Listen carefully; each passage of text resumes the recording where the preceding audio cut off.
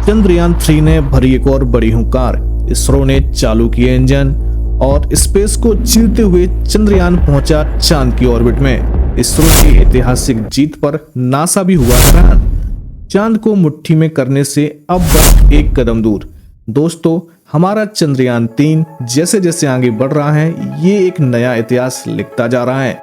5 अगस्त की शाम को जब हम और आप अपनी जिंदगी में मगन थे, तब इसरो के वैज्ञानिक ने एक नया इतिहास बनाने की तैयारी की। जी हाँ, प्लान के मुताबिक शाम के करीब 7 बजे चंद्रयान अपना ट्रांसलूनर ऑर्बिट पूरा करके चांद की ऑर्बिट में प्रवेश करने वाला था। इसे साइंस की भाषा में लूनर ऑर्बिट इंसर्शन कहा जाता है।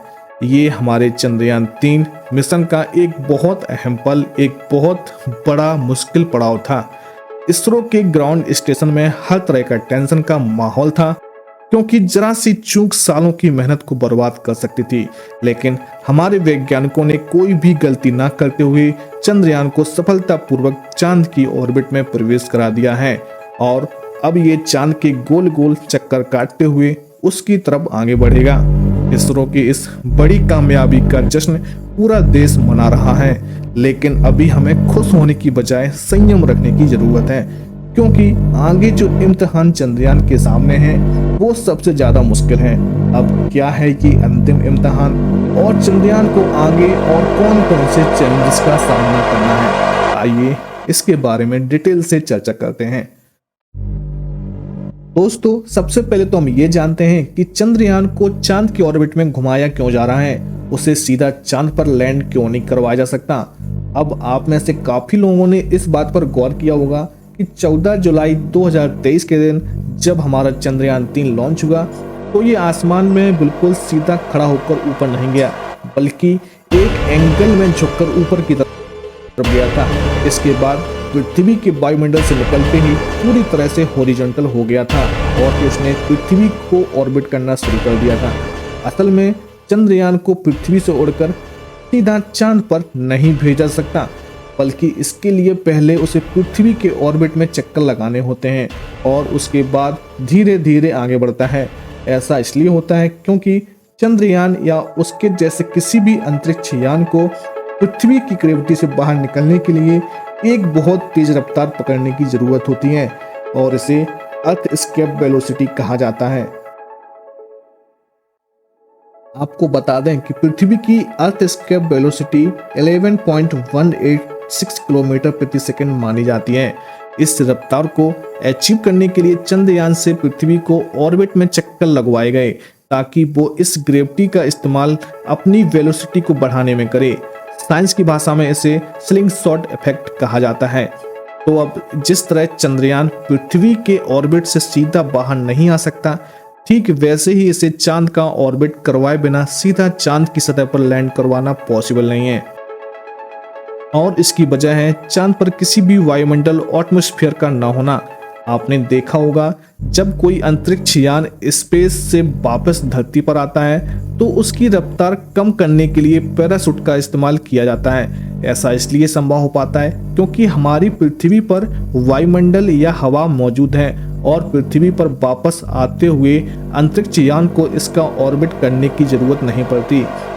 यहाँ तक कि मंगल ग्रह पर भी अपना वायुमंडल है जिसमें अलग अलग गैस मौजूद हैं, यानी मंगल ग्रह पर भी अपना कोई लैंडर उतारने के लिए हमें इसके ऑर्बिट में घूमने की जरूरत नहीं पड़ती, क्योंकि हम चाहें तो पैराशूट का इस्तेमाल करके सीधा इसकी सतह पर लैंड कर सकते हैं। लेकिन चांद पर कोई हवा नहीं है। ऐसे में 40,000 किलोमीटर प्रति घंटे से भी ज्यादा तेज रफ्तार से आगे बढ़ रहे चंद्रयान अगर सीधा चांद की सतह की तरफ बढ़ गया तो ये अपनी रफ्तार कम नहीं कर पाएगा, क्योंकि वायुमंडल ना होने के कारण ना तो यान की गति पर हवा का कोई प्रेशर पड़ेगा और ना ही पैराशूट से रफ्तार कम करना संभव होगा। साथ ही इतनी तेज रफ्तार को चंद्रयान में लगे रेट्रो बूस्टर्स भी काम नहीं कर पाएंगे और ये चांद की सतह पर क्रैश हो जाएगा। यही वजह है कि चंद्रयान को चांद की ऑर्बिट में प्रवेश करवाना इस मिशन की बहुत बड़ी कामयाबी है और हमारे लिए ये बस कह देना जितना आसान है, इसरो के वैज्ञानिकों के लिए इसे सच में करना काफी मुश्किल। आप खुद सोचिए, हमारा चंद्रयान करीब 40,320 किलोमीटर प्रति घंटे की रफ्तार से आगे बढ़ रहा था और जिस ऑब्जेक्ट की तरफ आगे बढ़ रहा था वो भी एक जगह रुका नहीं बल्कि मूव कर रहा था, क्योंकि चांद लगातार पृथ्वी के चक्कर लगाता रहता है। ऐसे में इसरो के वैज्ञानिकों को बिल्कुल सही समय पर इसके इंजन को चालू करना था ताकि इसे बूस्ट मिले और ये धक्के से चांद की ऑर्बिट में पहुंच जाए। इस काम में 1 सेकंड की चूक भी बहुत भारी पड़ सकती थी, क्योंकि अगर चंद्रयान की दिशा चांद की तरफ थोड़ी ज्यादा मुड़ जाती कि बिना उसके ऑर्बिट में रुके सीधा चांद की तरफ आगे बढ़कर उसकी सतह पर क्रैश हो जाता, या फिर अगर इसे जरूरत से थोड़ा कम मोड़ा जाता तो ये चांद को छोड़कर हमेशा के लिए अंधेरे स्पेस में गुम हो जाता। दोनों ही कंडीशंस में मिशन का फेल होना तय था, लेकिन हमारे वैज्ञानिकों ने बिल्कुल सही समय पर सही दिशा में इसके इंजन को चालू किया, जिससे ये चांद की कक्षा में सफलतापूर्वक प्रवेश कर गया। अब आप में से काफी लोगों के मन में सवाल आ रहा होगा कि लाखों किलोमीटर दूर होते हुए भी इसरो के वैज्ञानिकों को कैसे पता चला कि अभी इस समय चंद्रयान हमारा अंतरिक्ष में किस जगह पर है और उन्हें किस समय इसे कौन सी दिशा में मोड़ना है।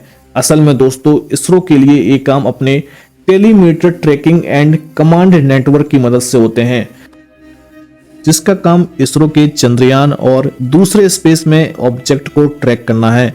इसके लिए इसरो ने दुनिया भर में अलग अलग लोकेशंस पर अपने नेटवर्क फैलाए हैं, क्योंकि पृथ्वी धुरी पर लगातार घूम रही है और ऐसे में सिर्फ एक लोकेशन से चंद्रयान को ट्रैक कर पाना पॉसिबल नहीं है। यही वजह है कि दूसरे देशों की स्पेस एजेंसियां इस काम में इसरो की मदद करती हैं और बदले में इन स्पेस एजेंसियों के मिशन अंतरिक्ष में जाते हैं और इसरो भी इन्हें यही सेम फैसिलिटी देता है। अब यहाँ तक तो हुई चंद्रयान लूनर के ऑर्बिट में प्रवेश करने की बात।